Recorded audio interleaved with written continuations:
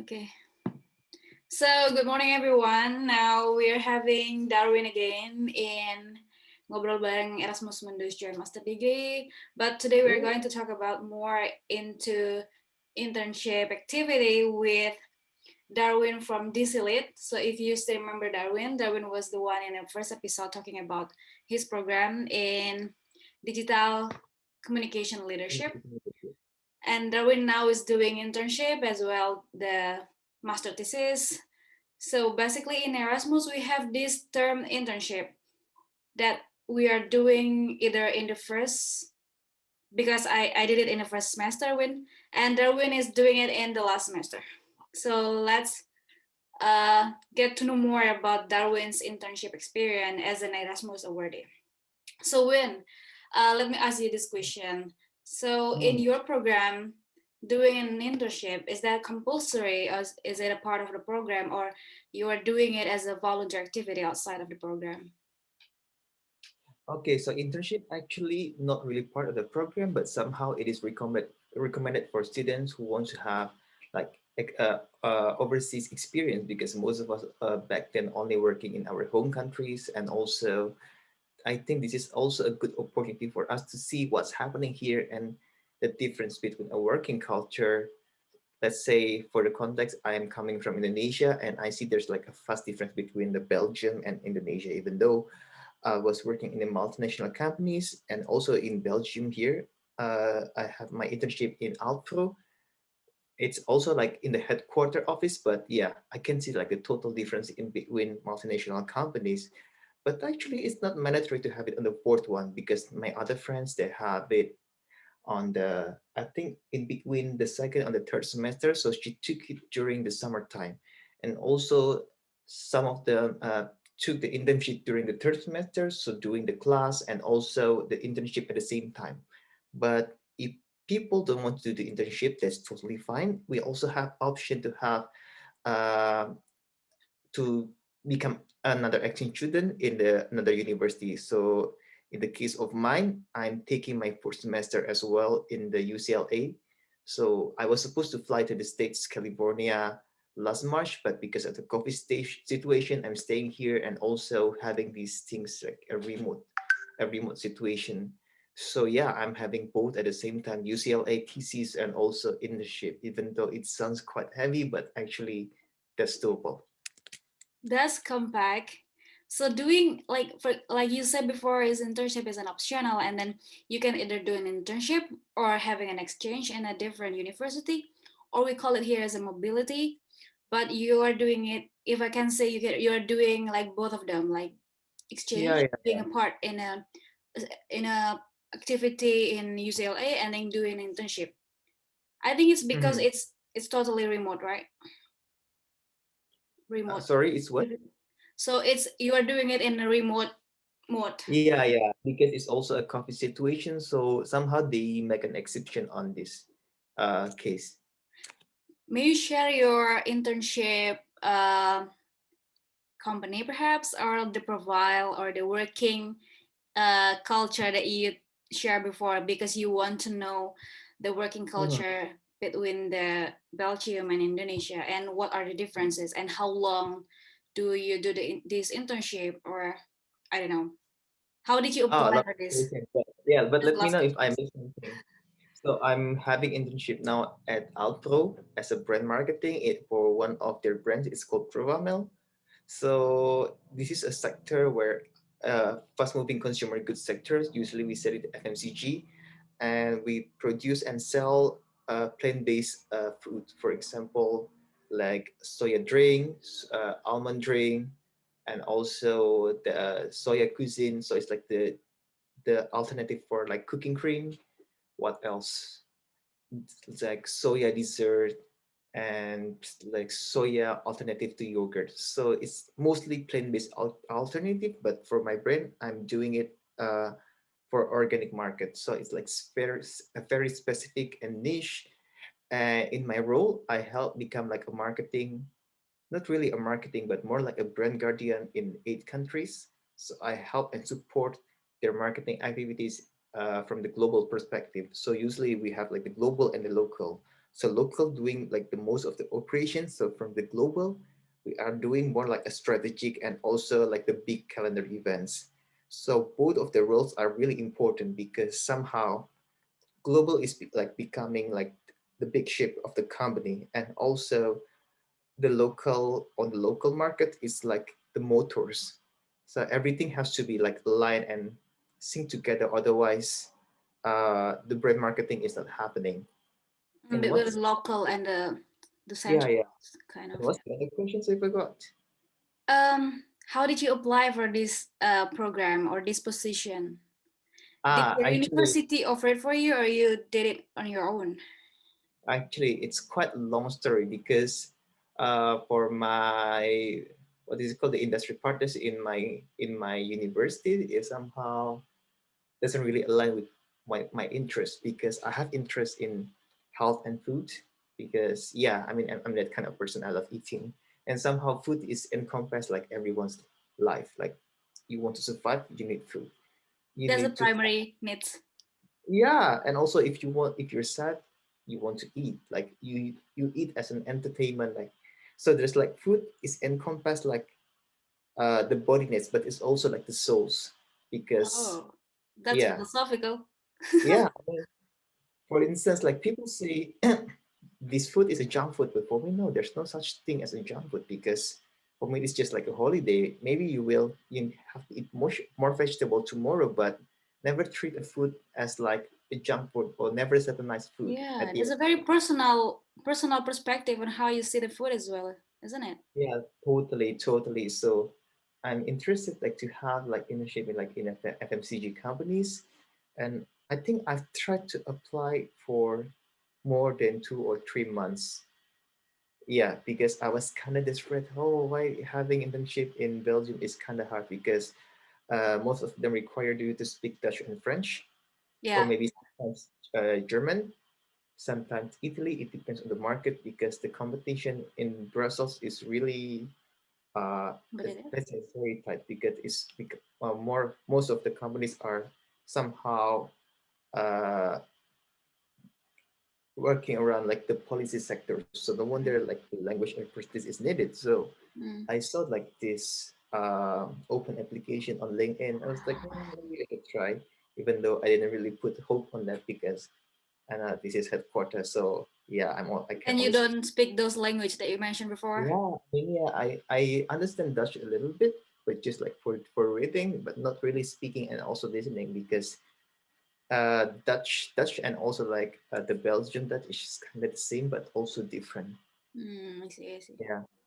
So I didn't really put hope an expectation on that, but somehow I think 10 days afterwards, in this on like this first or the second week of December, I got a call, no, an email first from the company, and then we had like an interview. And 3 days before Christmas, I got a notification. Yeah, I got the internship. So I was like, okay, I'm moving to Ghent. So I was staying in Brussels before and then moving to Ghent just because of the company. So can you rephrase again, like how long was the process from you applying and then interviewing and then got accepted? If you consider about having like a failed application, the total is around 2 to 3 months.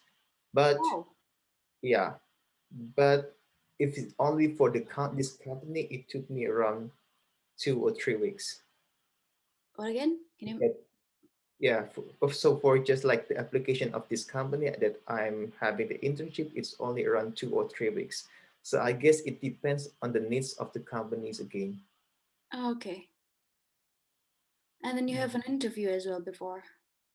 Yeah, So, I had an online interview on the third week of December, like December last year. Then started the internship on the 22nd of January. so it's been like 4 to 5 months almost. Your Yeah, and you will be finishing this internship as you finish the master, or how? yeah. Actually, it's like 2 weeks before I submitted my thesis, so it's kind of.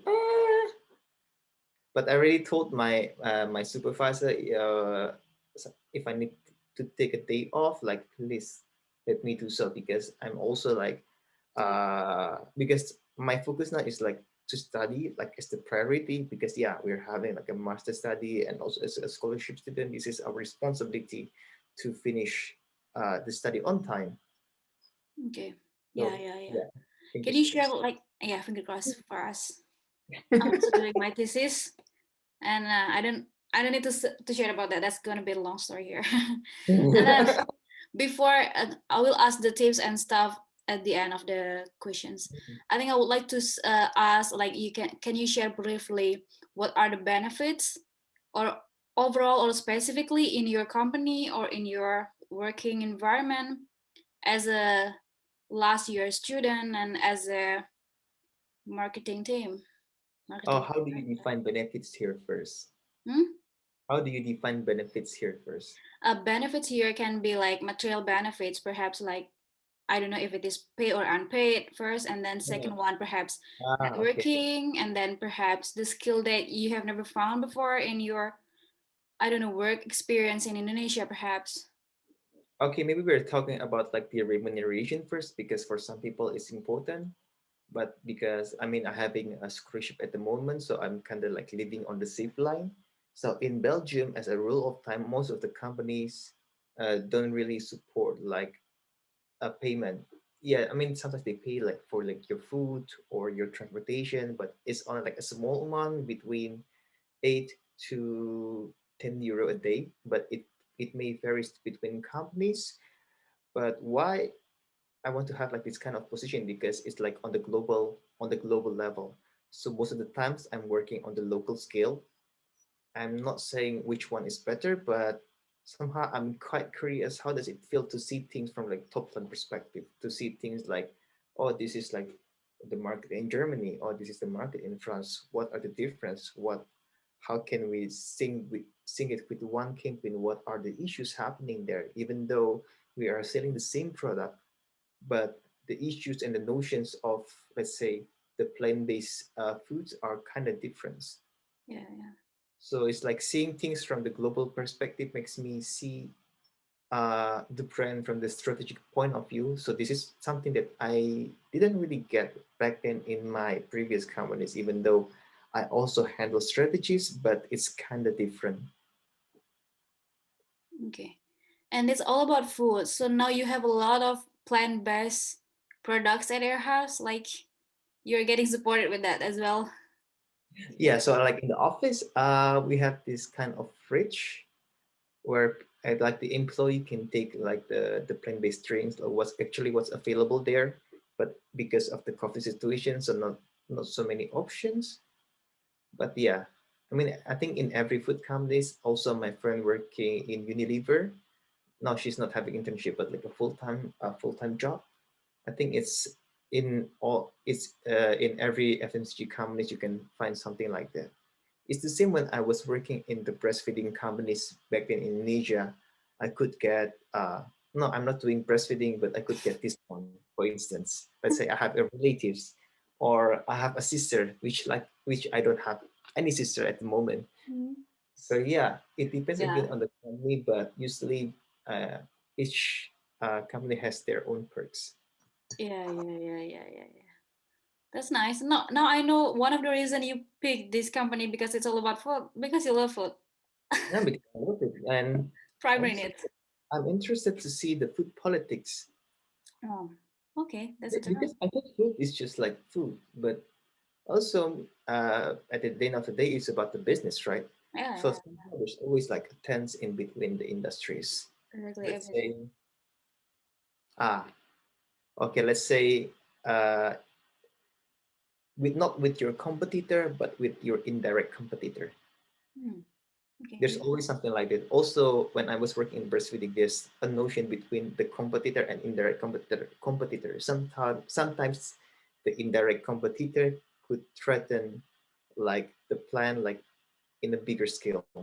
Even yeah. though let's say we are aligning with like the nation's policy, or in this case the EU policy, but somehow we never know what's happening in the food politics in this situation. There is something beneath that. Yeah, that's interesting. We're gonna talk about that later, perhaps. Oh yeah. I would like to know about the food politic. That's a new term for me. So, So another question here. Perhaps people will ask, you're doing internship in EU, and then perhaps you will be expanding your opportunity to work in EU. So, do you see any prospect for your future career here, or sustain your career in Europe, or perhaps sustain your career here in the food industry? Mm, It's how do you really hard to say so, but if I have an option, I prefer to stay in the food industries because it's totally dynamic. There's always different stuff every day. You never know what's happening when you like when you're awake. Like, oh my god, is this happening? What kind of issues that I have to handle? What's happening in this market? What kind of big things happening on the other country? So there's always something I learn every day in the food industries. It's not just about the marketing, but also in this company I learned about like the policy making and also like I told you before the politics.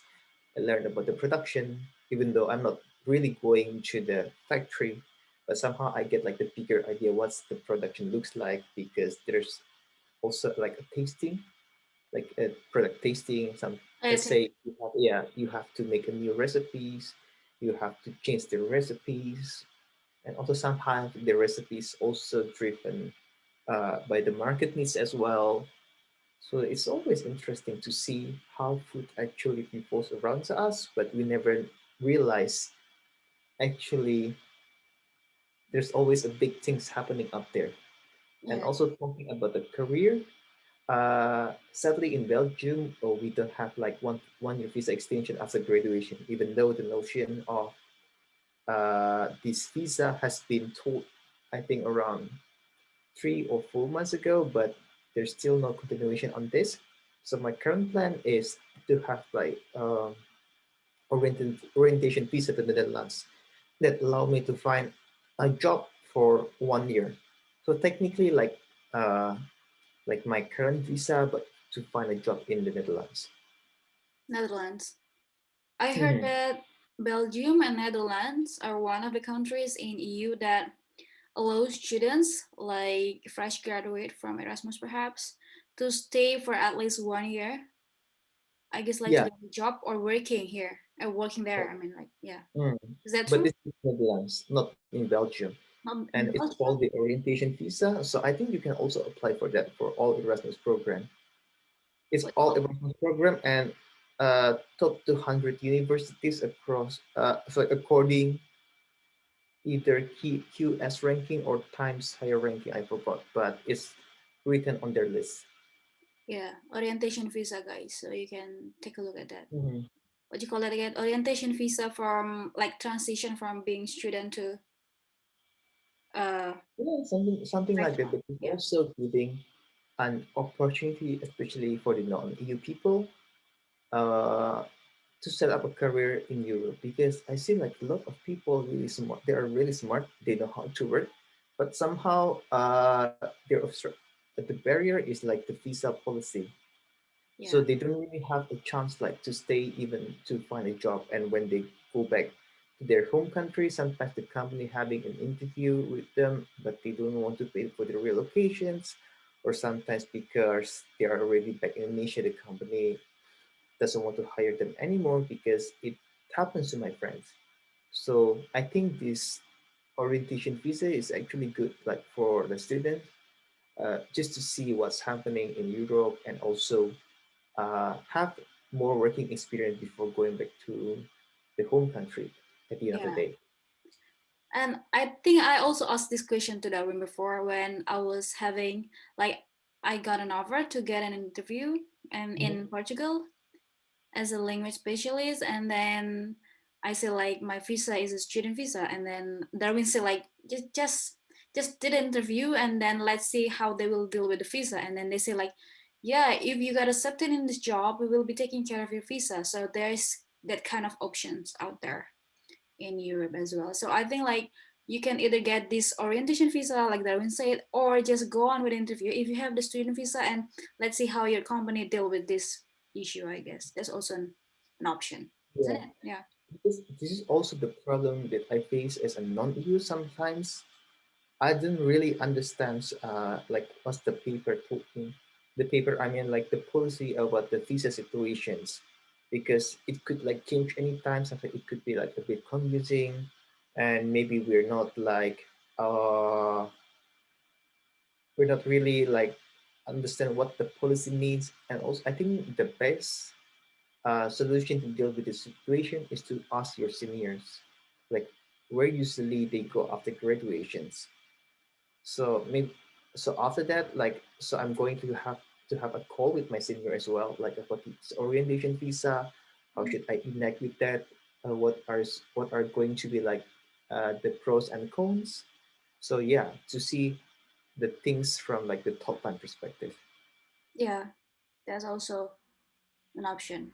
So you have a lot of options as long as you don't limit yourself, I guess. Yeah, Like yeah, yeah. I mean, yourself. just apply first. You never know what's happening next. Yeah. Go ask if you have a questions. Like there's always answers out there. Ask senior, ask your friends, or ask the one that interview you, or ask the job, the company that you are trying to apply. Just ask Mhm. the questions. Don't limit yourself. Totally, totally, totally agree. And now I would like to hear from Darwin because you have already like being in an internship program, and then perhaps you will be sustaining this position, or I don't know how you will do another job, full-time job or something like that after Erasmus. Would you give us like suggestions or advice for anyone perhaps who wants to pursue career in you or want to do an internship during the study or their study? Mhm. Okay, maybe the first things that we need to consider first is what kind of skills we want to achieve on this internship. So let's say, oh yeah, for me, I want to see things from like from the strategic point of view, but maybe from other people, yeah, I want to be more connected in the operation, marketing operation point of view. So after having that kind of visions, you can find like the job profile that suits you the best. But don't be fooled with like the job title, but see the job description. And also sometimes they put like an email. If you have any questions about the role, don't hesitate to email to this blah blah blah at blah blah blah.com. So you can always reach out like the users or the HR about the specific things that you have to do there. That's the first. And the second, of course, activate your LinkedIn, because I found LinkedIn is very helpful in for searching the job market around in the EU itself. Also, you can like turn on the notifications. For instance, yeah, I want to only have like the internship maybe, for instance, in Belgium. So you can turn on the notification limited to Belgium and then in what kind of roles. And it's better to put like a lot of roles. For instance, I'm a communication student, so for the keywords I put the communication, and also another keywords is brand, another keywords is digital marketing, another keywords could be digital communication. So that is like a pragmatic strategy to find a job that suits you. And also you have to check the roles again, check the language requirement. Ah, yeah, Because sometimes I was like, that's oh, this essential. job, yeah, this job like it's really suitable for me, but the requirement you have to speak Dutch, French, and also English. I was like, okay. How did you deal with that? How you finally land to the job when they ask for that requirements? Ah, okay. I wonder. I can give you a trick actually. Find a multinational companies. Okay. So, and also the multinational companies, I'm not trying to glorify America, but most of the US companies only require to speak English. Yeah, so I think that's also like the tips and trick, but it's just like a rule of time. But not all American companies have that kind of rule, but at least they have more. Okay, that's a tips. Was apply. What Yeah, else? that's cool. I think also you have to prepare your cover letter like in advance, even though it's just a template, just like learn how to write, even though you're not confident you get accepted, just apply, and at least always apply 2 or 3 applications a week or even more if you can. The more the better. Yeah, I mean, just throw it first. Expand your opportunities to get accepted. Mhm. Okay, that's a lot. That's compact. So you all get a lot of information today about internship, being in an Erasmus, and that's very beneficial in any aspects, not only in a material aspect. And thank you, Darwin, for sharing. If you still have any questions regarding internship, regarding Erasmus program, regarding anything related to that, you can perhaps DM Darwin. Is that okay? Yeah. Sure, sure. I mean, you can put like my name. Just don't spamming the DM or just asking small questions that we already share here. So you watch this video first and then go get the specific question you want to ask. Thank you so much. Thank you so much, Tifa, for the time as well. So see you next Dadah. time. Bye.